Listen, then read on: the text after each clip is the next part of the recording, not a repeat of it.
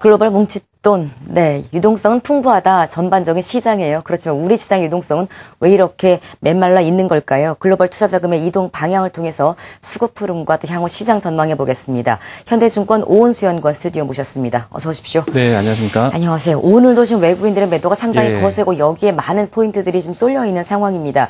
글로벌 주식펀드로 자금 순이입이 지속은 되고 있는데 선진국과 우리 이머징 신흥국들 간의 차별화가 커지고 있고 이 자금이 네. 지금 선진국으로 쏠리고 있는 게 이제 우리 시장에 지금 지지부진한 흐름을 만들고 있는 상황인데요. 먼저 국가별 자금 유출입 동향을 좀 점검해 볼까요? 예, 일단 이번 주에 발표된 그 자금 동향을 보면은요. 네. 일단 헌진 시장에 투자되는 인터내셔널 펀드군 쪽으로 자금 유입이 나타났다라고 보시면 되겠습니다. 그래서 한 14억 달러가량 자금이 유입이 되었고요. 그중에서 특징적인 부분은 어떤 그 시캐스터 이슈에도 불구하고 경기 지표가 좀 호조를 보이면서 그 미국 펀드군, 미국 네. 뮤추얼 펀드 쪽으로 15억 달러가량 또 자금이 유입이 되었습니다. 이렇게 선진 시장 쪽으로 계속해서 자금 유입이 나타나고 있고 이것은 2013년 이후에 계속 좀 증가하는 추세가 아닌가 생각이 듭니다. 또 한 가지 특징적인 부분은 이제 일본 펀드였습니다. 네. 아시다시피 어제 그 금융정책 회의가 열렸죠. 금융정책 회의를 앞두고 외국인들에 대한 기대 심리가 좀 높아지면서 일본 펀드군 쪽으로도 자금 유입이 좀 활발하게 일어났고요. 네. 1월, 2월, 3월 그 매월 그 일본 펀드로 들어가는 돈이 계속 늘어나고 있습니다. 그래서 이 아베노믹스가 작년 말 이후에 이제 계속해서 어떤 시장을 좌우하는 핫 이슈라고 보신다고 한다면은 네. 그 이번 구로다 총재가 그 취임한 이후에 첫 열리는 금융정책 회의에서 어떤 기대 이상의 시장 예상을 넘는 이런 그 정책들을 발표했기 때문에 이 부분에 있어서 다음 주 그리고 당분간 좀 일본 펀드 쪽으로의 자금 유입은 좀 지속될 가능성이 높지 않나 이렇게 좀 생각을 하고 있습니다. 지수 잘 가고 있는 미국이나 일본 쪽으로는 자금이 역시나 쏠리고 있었네요. 당연히 그렇겠죠. 그러니까 오르겠죠. 그렇다면 실제 우리나라 쪽 펀드는 어떤 흐름이에요?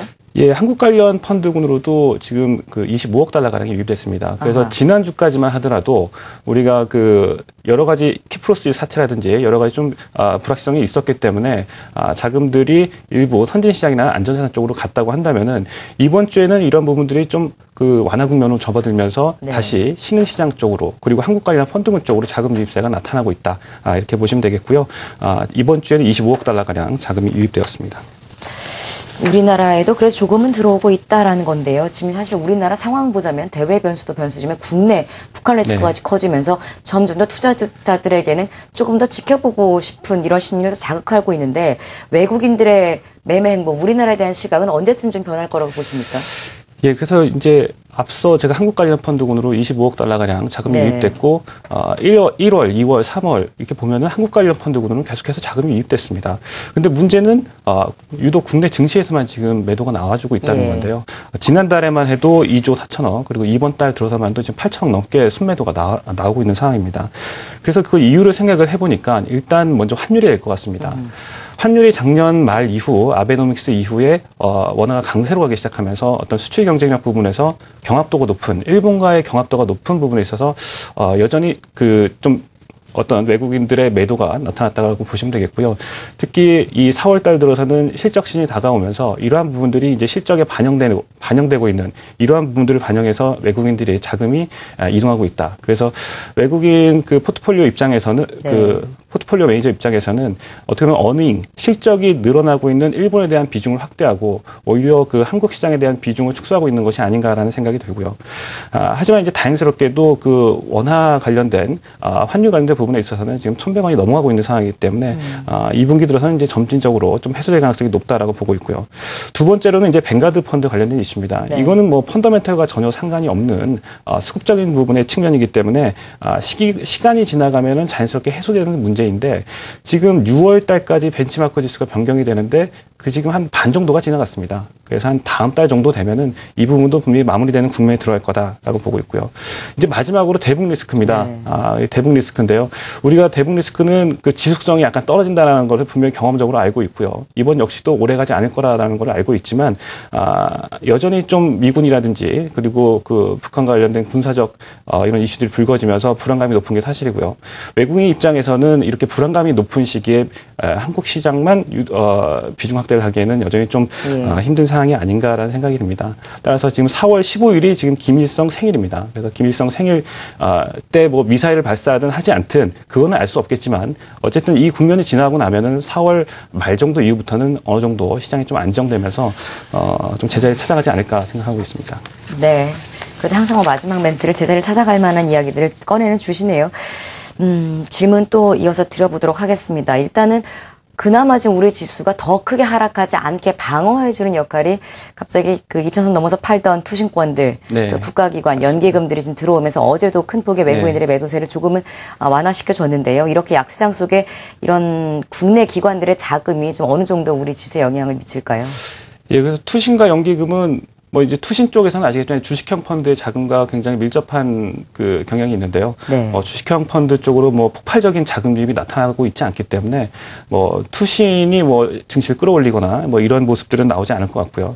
지금 현재 방어하고 있는 수준에서 계속해서 일어날 것 같다, 작용할 것 같다라고 보시면 되겠습니다. 그래서 2,000선이 가까워지면서 네. 주식형 펀드 쪽에서 1,000억 넘게 매일 1,000억 넘게 이제 환매가 나왔던 부분들이 최근에는 굉장히 좀 가파르게 좀 감소하고 있는 상황이고요. 예. 오히려 제가 1년 동안의 데이터를 돌려보니까 1,900선 지수에 가까워질수록 오히려 이제 주식형 펀드 쪽으로는 이제 유입세가 나타나고 있는 이런 흐름이 나와줬습니다. 따라서 지수가 하락할수록 투신권의 매수는 계속 좀 이어질 가능성이 높다라고 볼 수 있겠고요. 네. 연기금 역시도 마찬가지입니다. 현재 그 IBS에서 그 작성한 데이터 자료에 의하면은 한국 시장은 주가 수익 비율 PER이 8.5배 수준입니다. 10년 평균이 9배에 지금 미치지 못하고 있는 상황이기 때문에 이러한 좀 저평가 상황에서는 연기금이 추가적으로 또 들어올 가능성이 높지 않나 이렇게 생각을 할 수 있겠고요. 따라서 투신과 연기금은 어느 정도 지수의 변동성을 줄이면서 지수의 하방 연기성을 높이는 이런 역할을 좀 해줄 것으로 기대가 됩니다.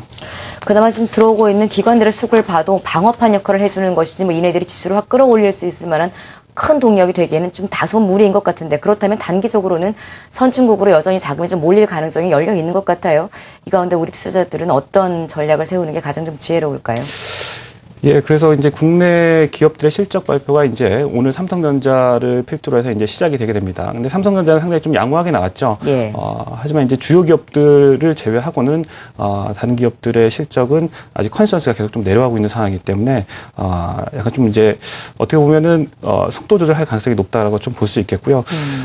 지난 2012년도 분기별 그 영업이익을 보니까 적자를 낸 기업들이 12.8%까지 올라갔습니다. 그래서 1, 2분기 7%대로 유지가 되다가 이제 그 하반기로 갈수록 적자를 내는 기업들이 늘어나고 있는 상황이고 이러한 부분들은 앞서 말씀드렸던 것처럼 환율에 대한 부분 그리고 일본과의 그런 경합도가 높아진 부분, 그 일본의 경쟁력을 회복하면서 그 한국 기업들의 어떤 그 이익 측면에서 좀 불리했던 부분들, 그리고 내수 시장이 여전히 좀 부진하다는 부분, 이런 네. 부분들이 좀 종합적으로 작용된 것이 아닌가 생각이 듭니다. 따라서 어떤 그 좀 방향성을 염두에 두시고 지금 지수가 좀 하락하고 있기 때문에 방향성을 염두에 두시고 대응을 하시기보다는 어떻게 보면 이제 자산 배분 차원에서 접근을 해보시는 전략이 필요하지 않을까 생각이 들고요. 그렇다고 본다면은 좀 대안형 자산에 대한 관심이 필요하지 않을까 생각이 듭니다. 뭐 ELS라든지 네. DLS 그리고 뭐 그 사모형 공모주 펀드 이런 것들, 그 인컴 자산 같은 그 중위험을 어느 정도 리스크를 감수하면서 안정적인 수익을 낼 수 있는 이런 상품들에 대해서 그리고 자산들에 대해서 관심을 가지시는 필요가 있지 않을까 생각이 듭니다. 네, 고위험, 고수익보다는 중위험, 중수익 자산에 대한 관심을 좀 갖자. 지금 시장이 좀 적당한 전략이다라는 말씀이십니다. 현대증권 오은수 연구원 함께했습니다. 고맙습니다. 감사합니다.